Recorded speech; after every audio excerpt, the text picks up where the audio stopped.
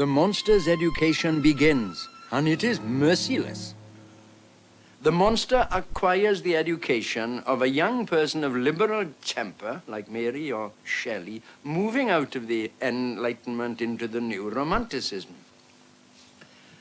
From Goethe's Sorrows of Werther, he learns the delicious joys of romantic melancholy. From Plutarch's Lives, the aspirations of classical nobility.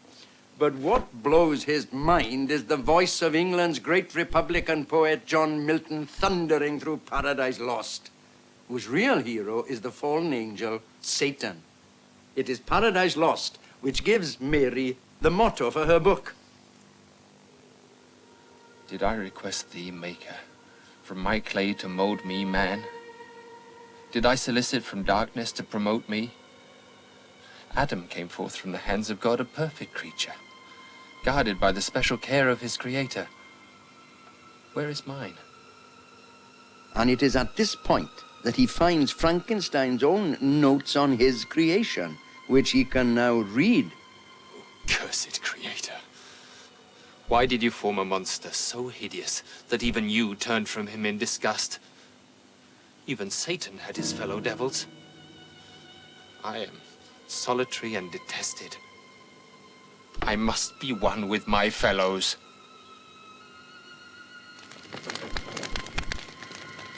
He blunders bleeding into his secret family's home, but they drive him out and flee in terror. He puts their cottage to the torch. Mary, left motherless and confronting a chilly father and a hostile stepmother, felt herself to be an abandoned child. Was she perhaps voicing the anger of every abandoned child?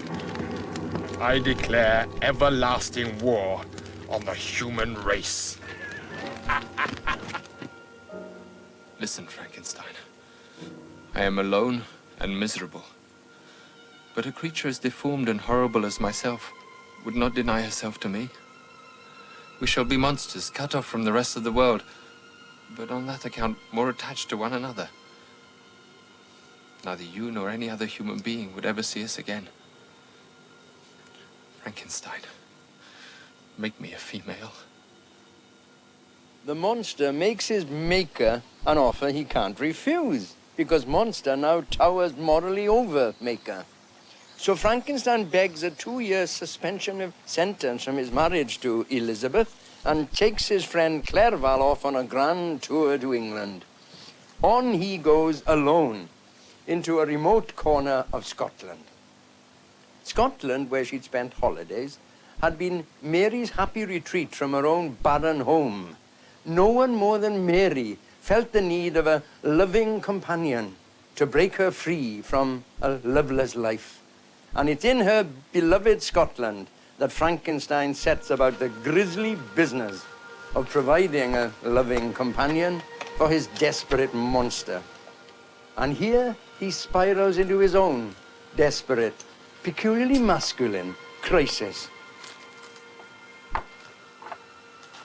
This creature might become 10,000 times more malignant than her mate. She might turn with disgust from him to the superior beauty of man. But the first result of those sympathies for which the demon thirsts will be children. Oh, God, can I inflict a race of devils upon the earth?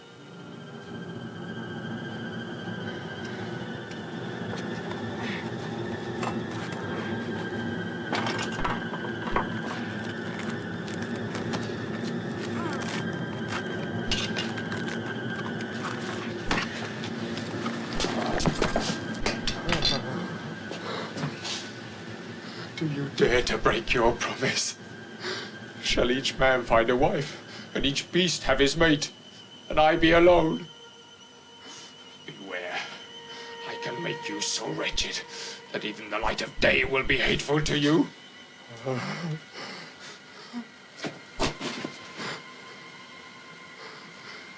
You are my creator, but I am your master.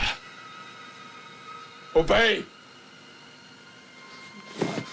Man, you shall repent. You can blast my other passions, but revenge remains.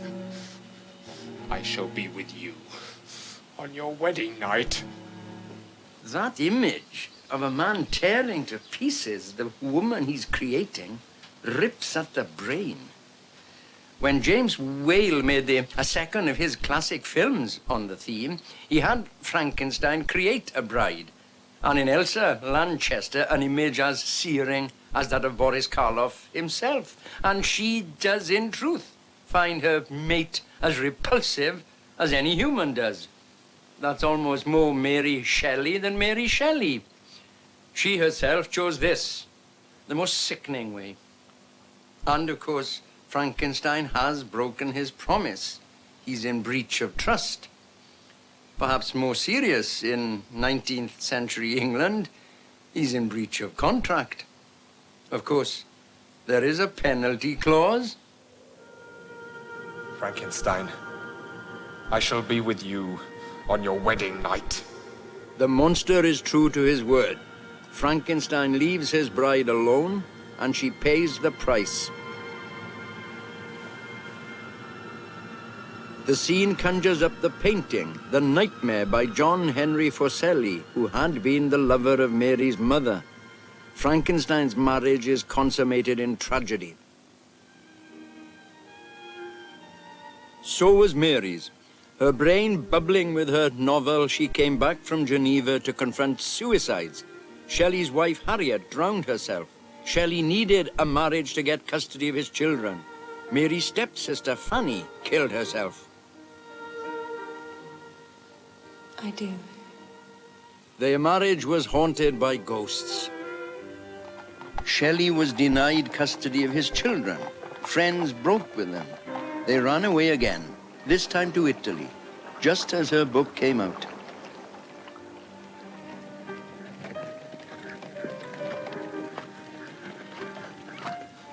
What is there in our nature that is forever urging us towards pain and misery? She might as well have taken a dive into Dante's Inferno. Her novel, with its grim catalogue of deaths, must have seemed like a prophecy. Mary's little girl Clara went into the grave, followed by her beloved William. Claire's daughter Allegra died, and a mysterious child followed her in Naples. Maybe Shelley's by Claire. Happiness, a garden, and the absence of Claire. For Shelley lived up to his ideals. He fell repeatedly for servants, schoolgirls, their friend Jane Williams, an Italian beauty imprisoned in a convent. She prays to a saint every morning. When she changes her lover, she changes her saint. They washed up at their last home, the Casa Magni on the Gulf of Genoa in Italy, like a 60s commune gone wrong.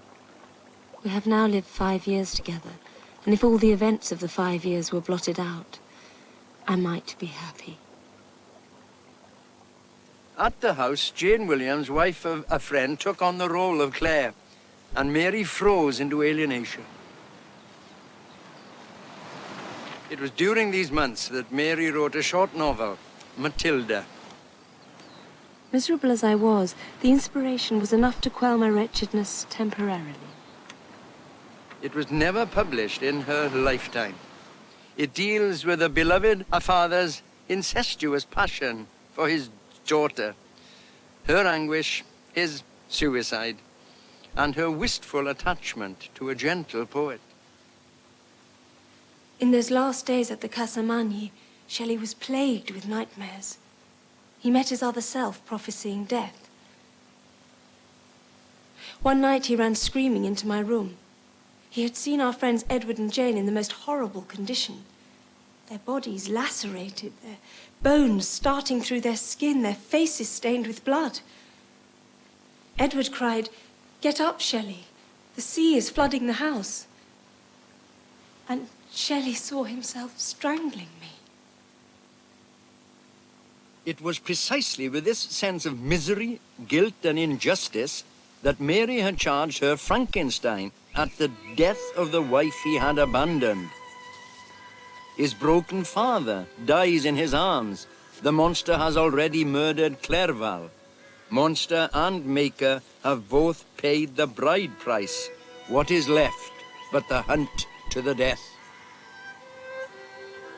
By the sacred earth on which I kneel, by the shades that wander near me, I swear to pursue this demon until he or I shall perish in mortal combat. I am satisfied, miserable wretch. You have determined to live, and I am satisfied. The hunt begins. On and on they drive, two monsters yoked together. Down the Rhone to the Mediterranean, the Black Sea, and everywhere the hunter gets messages from the hunted. My reign is not yet over! On north, through the wilderness of Russia, through villages terrorized by the passing giant. Come on, my enemy! Your suffering will satisfy my everlasting hatred!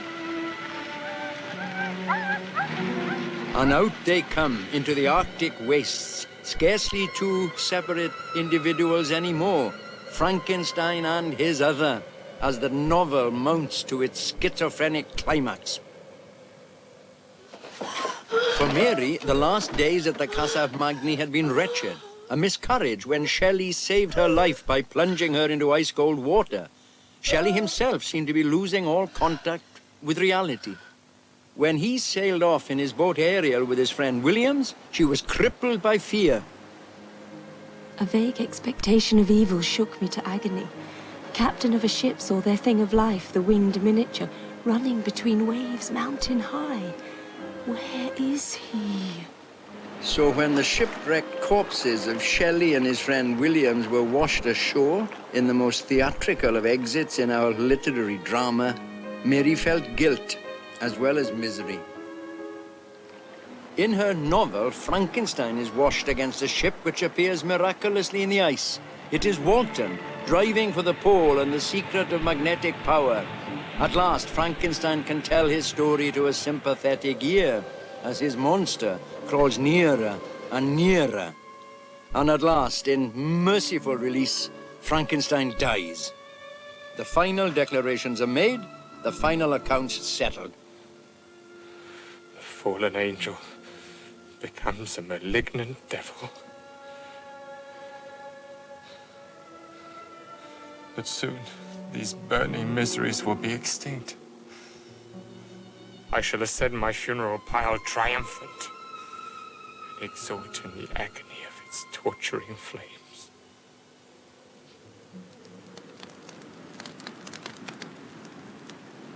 5 years after Mary, in her novel, saw her monster off to his funeral pyre, she stood wretched while her Shelley burned on his. Oh, my beloved Shelley. I now have no friend. For 8 years, I communicated with unlimited freedom, with one whose genius, far transcending mine, awakened and guided my thoughts. Now I am alone. The stars behold my tears. The wind drinks my sighs. All this tragic young woman had left of her life was Shelley's heart, snatched from the funeral pyre. She kept it all her life. I finished my journal on the fatal 8th of July. A monument to show that all ended then. And I begin again? Oh, never. But she had to. She dedicated the rest of her life to two tasks: the publication of Shelley's writings in the teeth of a family opposition, and the entrance of their surviving son, Percy Florence, into his just inheritance. Oh, my child.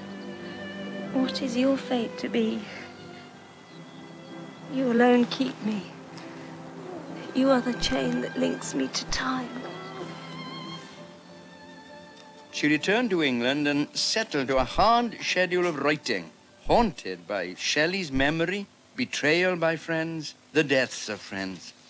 Good night. Good book. Dedicated to silence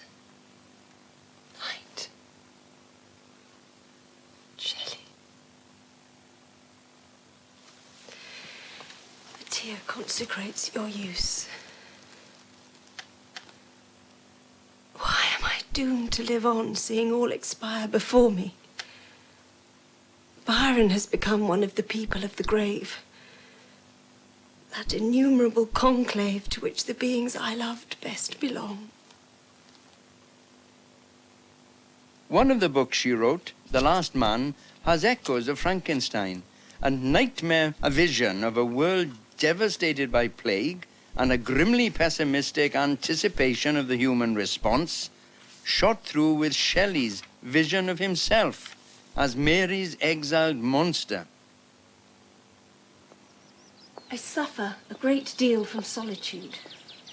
It is strange that, independent as I am, I cannot arrange an agreeable mode of life. Meanwhile, I will be patient, occupied, quiet. I will dismiss this feverish restlessness, nourished by my exclusive life with women, for we are all alike. We live by detail and feel too sensibly every passing incident. But in fact, one problem was that she had to come to terms with her own success. An ambiguous but instant success. Her Frankenstein, brought out in 1818 by a faintly disreputable publisher, was a sensation. Tories hated it, liberals liked it, Sir Walter Scott raved about it. And on the heels of a bestseller, a box office success. Lo and behold, I find myself famous. Richard Peake brought out the first stage version in 1823 with a celebrated stage villain, Thomas Cook, playing the monster. I was amused. A frightened servant runs off in terror when Frankenstein cries, "It lives!" It lived indeed. Cook played the monster 365 times in 7 years. And throughout the 1820s, there was scarcely a season without a Frankenstein play or burlesque version on stage in London, Edinburgh, Paris, Vienna, and New York. But Mary was frustrated. The story is not well managed. The playwrights abandon Mary's plot and all subtlety. The monster dominates everything. The story was assimilated quite falsely, I think, to the current vogue for Gothic horror stories, and above all, it was presented as a Christian morality. Mary's chance came when a respectable publisher proposed an illustrated edition which openly blazoned her authorship. In her new personal preface, she paid tribute to Shelley, but added, I certainly did not owe the suggestion of one incident, nor scarcely one train of feeling, to my husband. This was what Winston Churchill called a terminological inexactitude. But one can sense behind her many small changes an effort to escape from Shelley's ghostly tutelage. I don't find those changes very successful. Walton, in his first letter home from the Arctic, says, "There, Margaret, the sun is forever visible." That is incorrect. The sun is constantly visible more than half a year.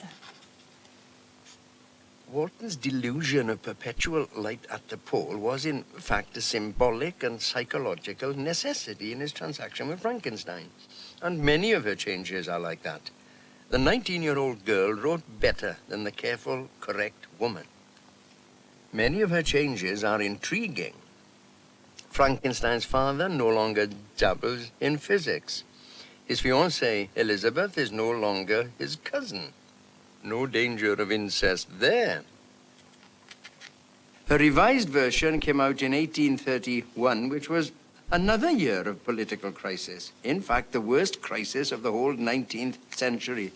The crisis over the Great Reform Act, in which there was a fierce struggle between radicals who would become self-consciously middle class or working class. And in her 1831 version, which became the canonical text, Mary Shelley visibly shuffles towards the side of the angels, just as her friends believed she herself shuffled towards respectability. With regard to the good cause, the advancement of freedom and knowledge, the rights of women, I am not a person of opinions. I respect those who are, my parents and Shelley, but I am not one for violent extremes. I can by no means go as far as my friends would have me. I hang back.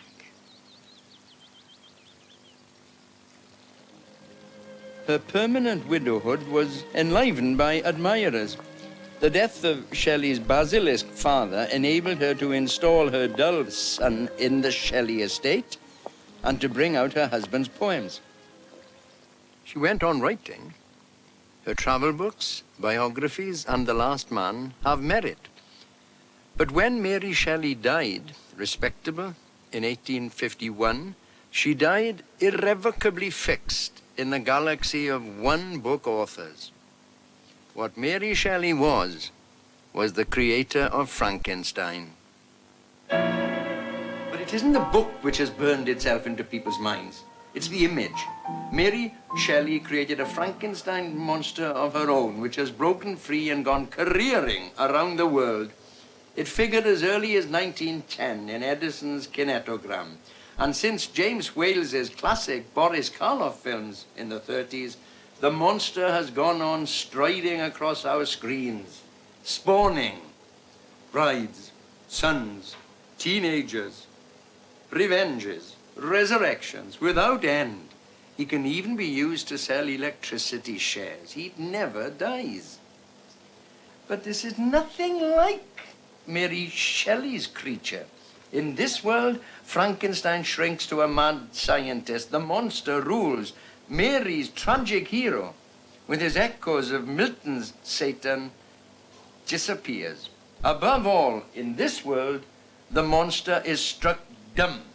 He can evoke terror, he can evoke pity, but he can never challenge us. This reinforces the first and persistent interpretation, the political. The monster is the brute people, blundering bloodily into politics in the French Revolution, conjured into life by irresponsible intellectuals.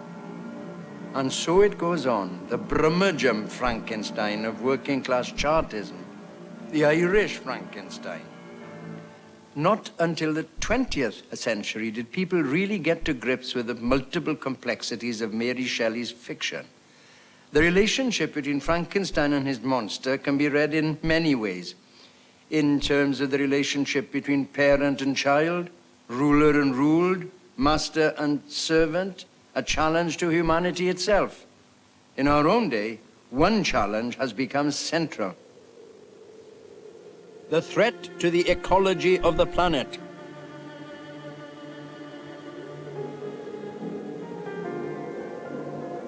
Genetic engineering taking us all back into a laboratory in Ingolstadt.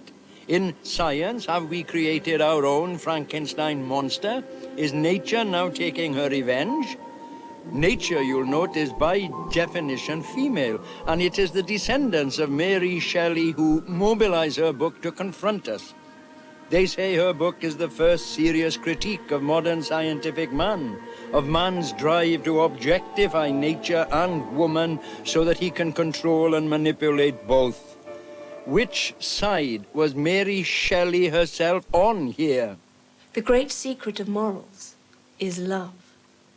Without a doubt, this is the whole thrust of the book. This is its permanent challenge, particularly to men like myself, who cherish reason with a capital R and the concept of objectivity. A passionate protest by a woman on behalf of the human, the domestic, on behalf of nature, which is to be worked with, not mauled out of shape.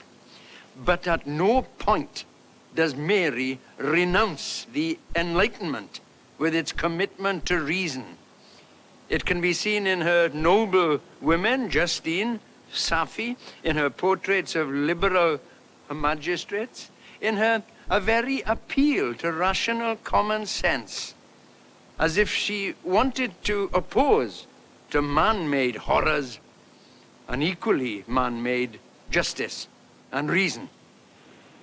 The tension is captured in the encounter which opens and closes her book as Frankenstein meets Walton on his ice-bound ship. Another driven man. Seek happiness in tranquility and avoid ambition, even if it be only the apparently innocent one of distinguishing yourself in science and discoveries. Yet why do I say this? I have myself been blasted in these hopes. Yet another may succeed. Yet another may succeed? Isn't there a suggestion that a similar enterprise might have beneficial results? Is Frankenstein then, after all, to be the John the Baptist of genetic engineering? There's more than ambiguity there. It's moral schizophrenia. My own response to the book is equally schizophrenic. It can indeed grab a man by the throat and shake the certainty out of him. I feel its power. Yet I cannot accept, any more than I suspect Mary Shelley herself could, all the conclusions that some people have drawn from it. The radical critique of science as something peculiarly male, usurping, hostile to nature, and hence a generator of monstrosity, I find an idea as misbegotten as Frankenstein's little friend. On the other hand, there is sufficient truth and power in it to make me permanently uneasy. Perhaps that's the best a man can hope for. Every man to his own monster. If you want to find yours, look around. The Frankensteins are among us, sometimes very close to home. Meanwhile, from Frankenstein's birthplace here in Switzerland, here's looking at you, Prometheus.